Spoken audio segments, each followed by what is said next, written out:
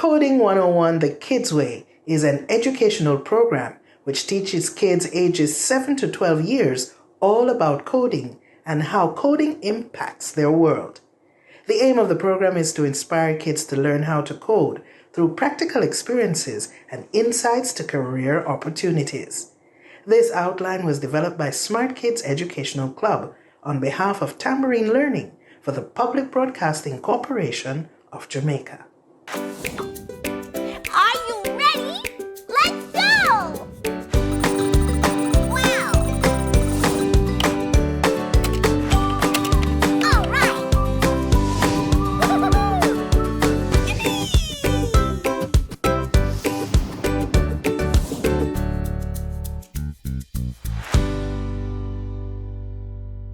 Hello, friends! Welcome to another interesting episode of Coding 101 The Kids Way. I'm Cece the Robot. It's going to be an exciting show, but we get to learn about smart homes. But hold on, if you're new here, I'm a friendly robot who simplifies coding so we can all understand. We've discussed so much over the last couple of episodes, from game development, robotics, plus lots more. Yep, it's been a lot about coding. But guess what? You can check out these episodes on our YouTube channel at PBCJamaica. Let's get started with smart homes. Many coders, like other Internet of Things devices, smart home systems often operate together, sharing data amongst themselves and automating actions based on what the homeowners prefer. Door locks, lawn irrigation, climate control, home entertainment systems, security monitors, lights, and even appliances like refrigerators, microwaves can be controlled through a smart home system. I know you have the burning question, what is a smart home? Well, a smart home is a residence that uses an automation system to remodel, monitor, and manage internet-connected home features like access control, security systems, lighting, entertainment systems, and appliances. Smart home systems often come with self-learning skills so they can make adjustments according to the residents' schedules and preferences. By turning off energy-using devices such as lights and television and adjusting heating and air conditioning, smart homes can help reduce energy-related costs. When selecting the best smart hub for your home, make sure it supports sufficiently large number of devices. It is compatible with your smartphone operating systems, such as the Apple iOS or Android, and how it is controlled. For instance, does it allow voice commands? Oh, would you like to know what is a smart hub? A smart hub is a central hub. Just think about it like it's a brain. It connects all smart devices within a home. It's usually accessible through a centralized app that controls all connected devices. The newest smart home products actually don't require a dedicated hub, making it simple to install a smart speaker, smart light, or smart plug.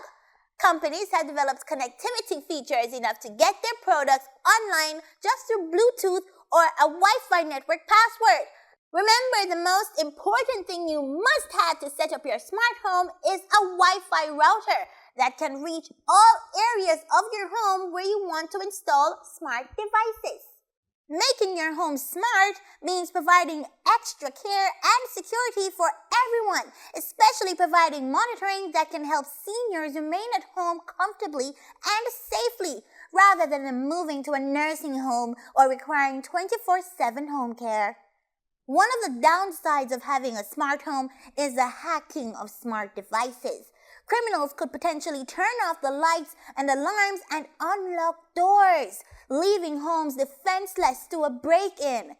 In addition to home security, smart home owners worry about the privacy of the data shared by their smart home devices. That's a lot to think about, but there's more. Did you know that there are also smart buildings? Yeah! Our friends at Siemens have the hookup, and they did an explainer video so you can understand how it works. Let's take a look.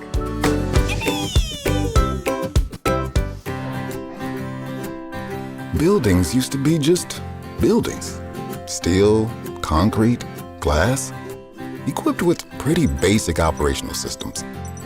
But as technology has advanced to make commercial spaces more efficient, safe, and comfortable, most buildings are becoming smart buildings, connected, integrated, and driven by data and communication between systems and devices.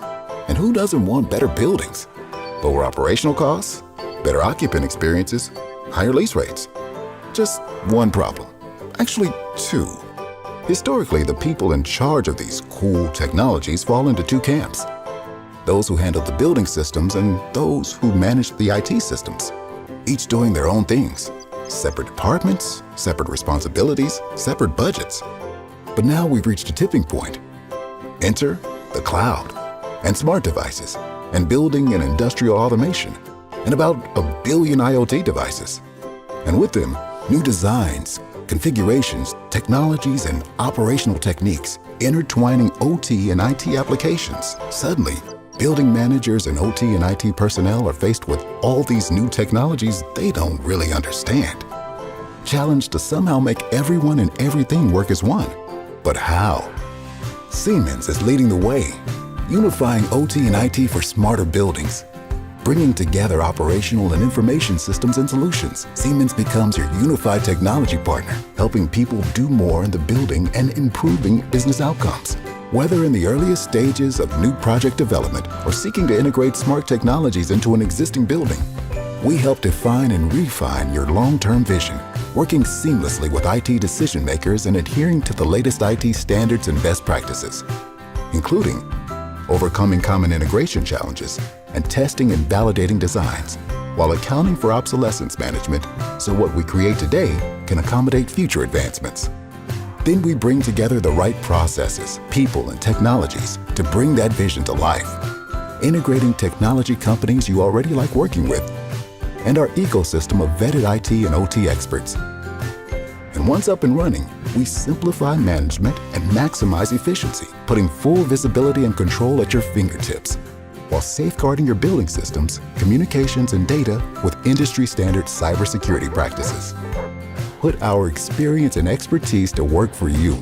We can help you remove barriers and realize the full advantages of unified technology, systems, and people. Discover our unified approach to smarter buildings.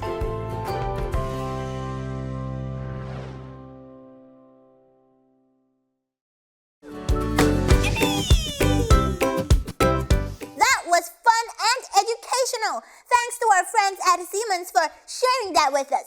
Remember now to share what you learn and get others involved while having fun learning. We'll be back with more information on smart homes from our surprise guest.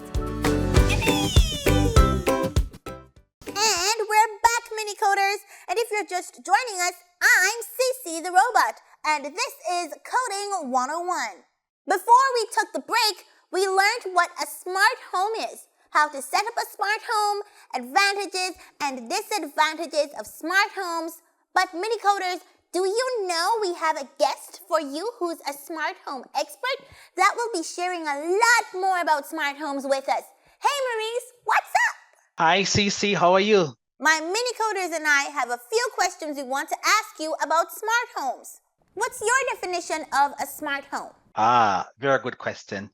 Well, simply a smart home is a home that is enabled with technology that allows the users to control different aspects of the house. Are smart home devices a good investment? Yes, smart home devices are a very good investment for the owner that want to put a smart home in. Why would we want to live in a smart home? Why would we want to live in a smart home? Well, the smart home is designed to help make the life of the occupants easier. So it offers various perks, as we would say. So it allows you to do things, maybe control your light, control your TV, control different aspects of the home. And you can do that whether you're home or not, all depends on how you set it up. So there are some lovely benefits to having a smart home. If we'd like to start automating our homes, is it better to make all the changes at once or phase in our smart home devices? If you want to build or enable a smart home, if you're just building, then yes, you can do it all at once. But many times persons don't have the funds to do it all at once. So it is a good idea to do it in phases, whatever your money can allow you to do, because you can always make changes. You can always add different components as you go along. And as you see things that you want, you can add those things. So it is good to start. Once you start and you see how much benefit you're getting from what you've done, then it will be easier going along to say, oh, I want to add this and I want to add that. Can smart home devices be hacked? I'm concerned about online privacy. Online privacy and the possibility of hacking or your home being hacked is a major concern. But look at it this way. There are some smart homes that you can control within the home, but you don't have to be on the internet. There are some smart homes that will be connected to the internet. And once you're on the internet, the risk of being hacked, there's always that risk. So whoever is installing your system has to know to put in the security measures that will reduce the possibility of being hacked. If we would like to entertain outside, how do I bring my audio and video outdoors? CC, bringing your audio and video outdoors used to be a very tedious process, but not anymore. Now you have wireless audio. So you can actually keep your system inside, you can bring your speakers outside, and you can wirelessly connect to that system outside if you're entertaining friends and neighbors. And the same thing for your video. So rather than moving the entire TV, you can put the TV outside. Sometimes you can connect to that TV with your phone or from your phone, whether you're playing games or you're playing videos. So bringing your audio and video experience outside is a lot of fun and very easy to do. Most times, all it requires is for you to have the TV or the speaker outside, and then you connect that wirelessly or over Bluetooth, and you can have your sound and your system outside and have a wonderful time with your friends. For home security, should I start an alarm panel or cameras? For your home security systems, you're concerned whether you should start with an alarm panel or with cameras. Again, that decision is based on what is most important to you. So if I'm away from my home a lot and I need to see what's happening, then I'm going to start with the cameras. If I am at home, but I need to hear what's happening around me, I need to be alerted if someone breaks into the house or comes to the garage or something, then maybe I want to start with the alarm. There is no wrong way either way to do it. It's a matter of what is priority for you. I see smart home devices on a lot of online stores for amazingly low prices. Do they do the same job as the more expensive professionally installed systems? CC, the devices you're going to see online at the amazingly low prices, yes, technically they do the very same thing as the professionally installed system. However, what you will find is that when you get a professionally installed system, it is going to be more up to standard, and it's going to work more than a system you're going to buy online. Now, also, the professionally installed system is likely to have better quality than if you were to go and get it yourself. Many times, the home user or the home owner go out and buy because they see that there's low prices, but then they do not know exactly what to look for. So what they don't know is as soon as the sun has gone down, they can't see anything. Or if somebody walks up to the camera, if they're not very close up in front of the camera, they won't be able to see anything and so on. Whereas the professionally installed system, they will know what to look for, so they will recommend the best option for you, considering all the various conditions that they can encounter. Can you explain to us the different types of devices that can make our homes smart? CC, there are many devices that can make your home smart. You would know about Alexa, and you would know about Bixby if you have an Android phone. So these devices or these systems allow you to control your home. So for example, cameras. You can put cameras in your home, and from those cameras, you can actually use Alexa or Google to control the cameras. You can have security systems, such as not just a camera, but alarms. You can also have like smoke detectors. You can have like sensors on your windows. So if somebody tries to break in, that you'll get an alarm. But even more importantly, something as simple as your front door. So for example, I have my phone right here, and from my phone, I can lock and unlock the door at my house. I just unlocked my front door using my phone. Okay, let me lock that back quickly. So say I just went ahead and just relocked my front door at my home. So just like that, I have control of my home. So from my phone, connected over the internet, I have that kind of control. So whatever it is I want to do in terms of controlling those devices, I can do it. And importantly, most of these functions are available from my phone. If I was home, I would simply do something like say, hey, Alexa, turn on light in living room. And it would go ahead and turn the light right on. Let us say I left my house this morning and I forgot to turn off the lights.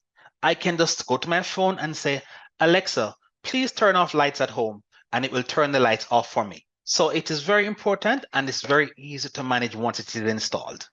What's the difference between professionally installed subscription / cloud-based solutions and professionally installed premium solutions with a hub controller located on the premises? All right, you just talked about three things, CC. So let's start with the first one, which is a professionally installed system. We prefer to have a system professionally installed because a couple of things. The professional installer will ensure that you don't have wires and cables all over the place, making your house looking all messy. So they will know where to run wires, how to run cables so that everything looks nice and neat. That's the first thing. Second thing is you talked about a central controller. In many times, you will have a central point that all the things in the house comes to, whether it is the cameras, the security system, and all of that. Many times when you have that kind of system, it is going to be installed somewhere in your home, and you will have control over that system.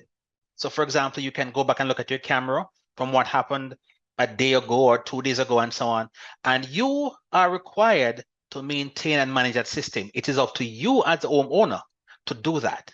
If you have a subscription system, what that means is that that system is available to you anywhere in the world. It's in what we call the cloud.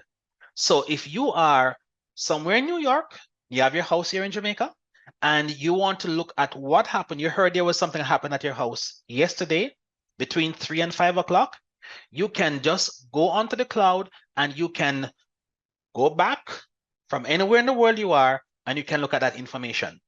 The difference is with a home-based premium system, you buy and pay for the system. With a subscription system, there is a monthly or annual fee that you have to pay to ensure that you have storage and other capacity for that system. So the choice is home-based, where I buy and manage it, or cloud-based, where I pay a subscription. I've heard a lot about DIY installations. Can you explain that to our mini coders, please? Cece, you just asked about DIY installations. Now, if you're really curious and really smart, as I know you are, you want to fiddle with stuff and you want to install it yourself, it's okay to do that. There's nothing wrong with that. DIY means do it yourself. That means you're taking all the risk. That means if it is installed incorrectly, that's on you. So that's why we prefer professionals. But we're saying if you want to do it, you can try.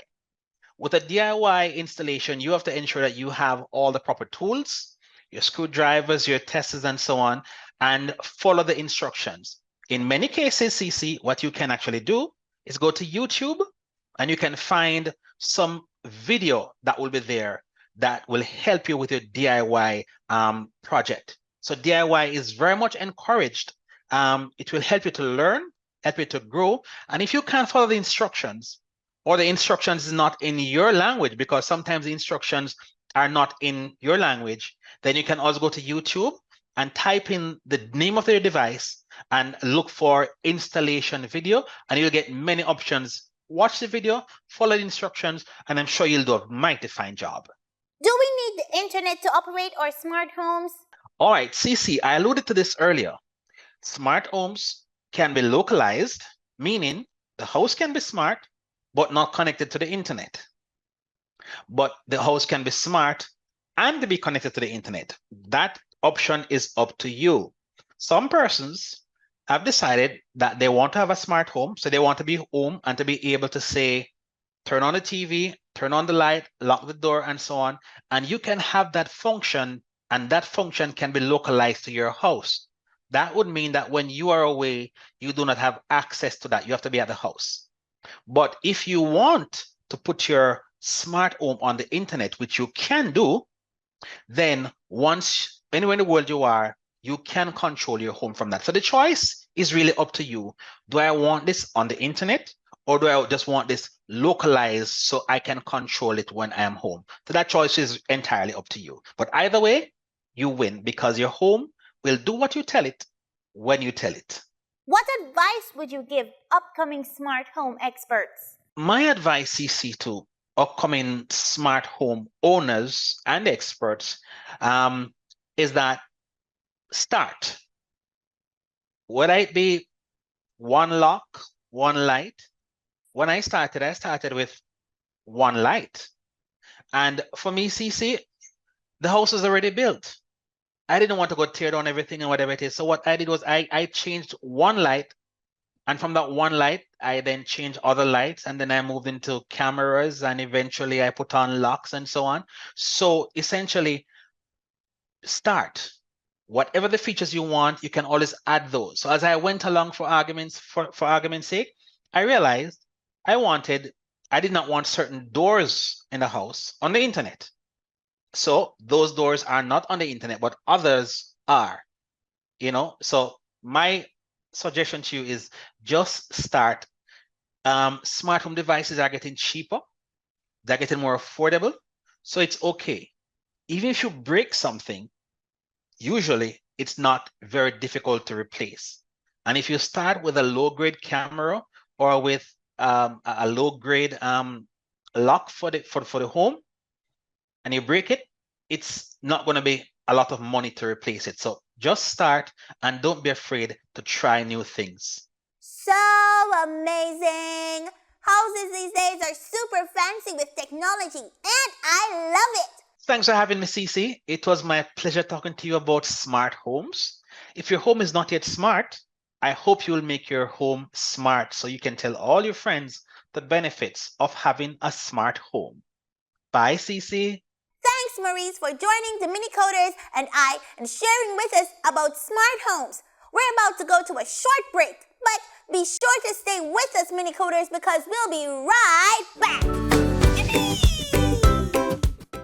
Wow! Welcome back to Coding 101, guys. We learned a lot of cool stuff today. If you're just joining us, I'm Cece the Robot. Before the break, we learned a lot about smart homes and how it works from smart homes expert Maurice Marshall. And he did speak to us about the ins and outs of having smart homes. Oh no, Mini Coders! The show is about to end. But before we go, let's learn from the JCAR family how to code a microcomputer to create an ultrasonic alarm. Let's go!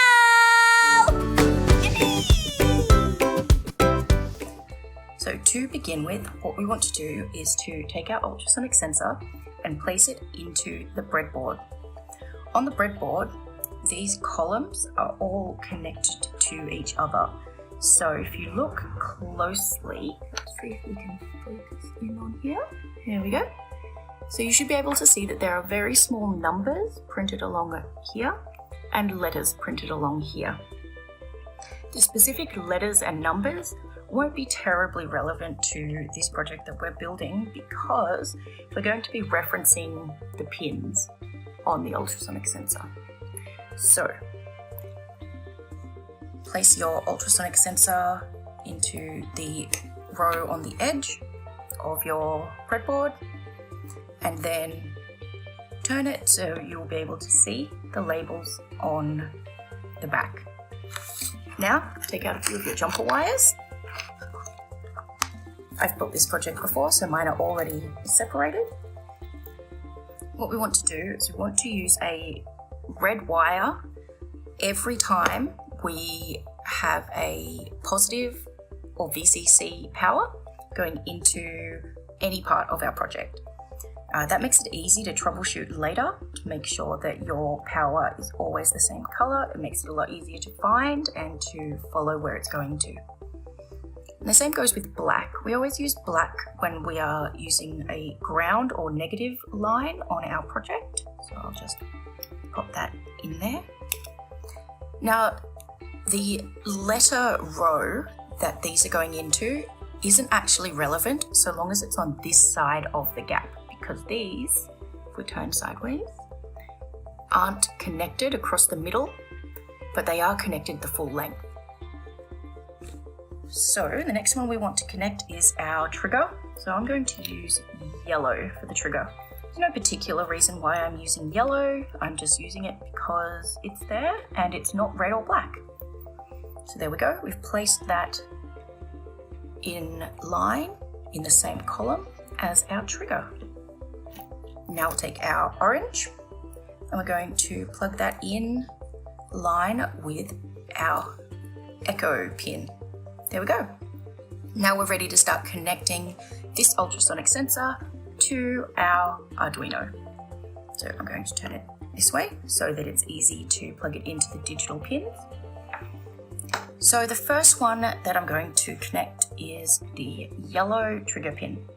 Now in the code, we have told the Arduino to send the trigger signal through pin digital 12. So that's why we're going to connect this here. There we go. And then for our orange, we are going to connect that to digital 13 again, because we've told the code on the Arduino that it should listen to digital 13 for a message from the ultrasonic sensor. Now this one here is a ground, and we actually have 3 ground pins on the Arduino Uno. We have one up here next to digital 13, and then we have 2 over here in our power section. Now because we're going to have a power in and a power out, or a positive and a negative, I'm going to ground over here, and I'm going to plug the VCC, which is the power in, into the 5 volt pin. Oh, I've accidentally put that into the wrong one. There we go.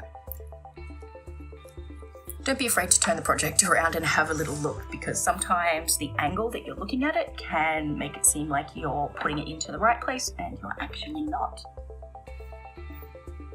So the ultrasonic sensor is now completely connected. So we want to have our buzzer. Our buzzer is going to be the output. When the ultrasonic sensor receives an echo, it's going to send that message back to the Arduino Uno, and then the Uno will send a signal to the buzzer to make it go off. So I'm just going to plug that in over here. There we go. A little bit of a firm push to get that into place. Because it only has a ground and a signal, that's because it doesn't need an additional power supply. The power from the signal is enough. So I am going to use a black wire for the ground. So just have a little look at the front. Yep, I can see the minus is on this side. Plug that into the same column. And then I am going to use, I think, just a white for my signal. And we'll plug that in on the other side. There should be a 1 gap space between them for that third leg that isn't currently in use.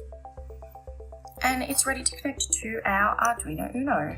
So our code has instructed the Uno to send the buzzer signal to pin 8. So that's where I'm connecting this. And then we just need to ground the buzzer. Just plug that one in there. And now our components and our Uno are connected to each other through the breadboard. So the last thing to do is to connect our battery connector. And we have a visitor. This is Baxter. Hi, Baxter. All right, come here, kitty. You need to move. Oh.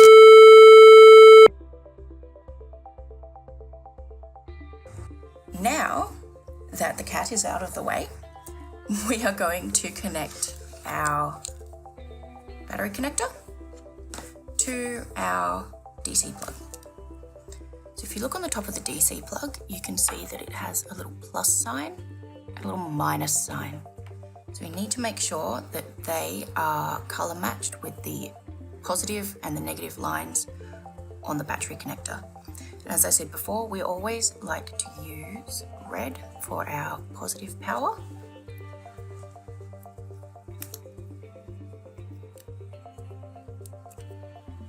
There we go. Now that exposed metal at the end is clamped between the teeth, and then the black, pop that in there.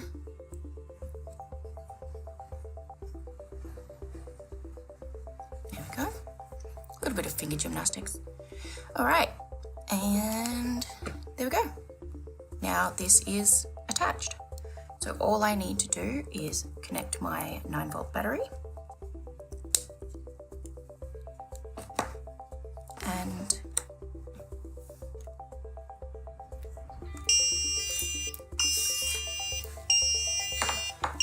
now this buzzing is going to continue forever because it's pointing at the things on my desk. There we go. It's pointing off into the distance now, and then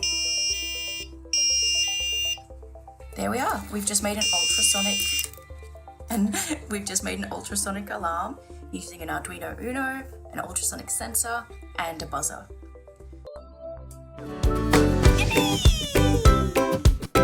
Thanks for sharing, JCar family. Remember to stay protected.